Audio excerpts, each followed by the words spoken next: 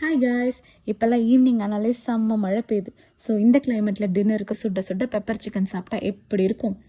வாங்க ட்ரை பண்ணலாம். ஒரு பேனில் 2 டேபிள் ஸ்பூன் சோம்பு, 2 டேபிள் ஸ்பூன் ஜீரகம், 2 டேபிள் ஸ்பூன் பெப்பர், இது மூணுத்தையும் நல்லா ட்ரை ரோஸ்ட் பண்ணி எடுத்து வச்சுக்கோங்க.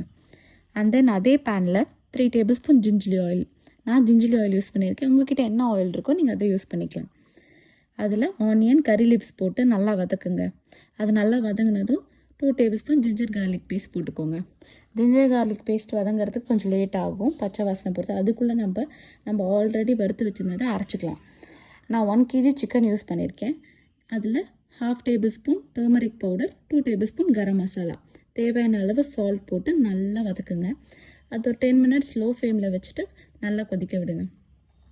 அது பார்த்திங்கன்னா 10 மினிட்ஸ் ஆகிடுச்சு, நல்லா கொதிச்சிருச்சு. இப்போ நம்ம ட்ரை ரோஸ்ட் பண்ணி வச்ச அந்த மசாலாவை போட்டுக்கலாம்.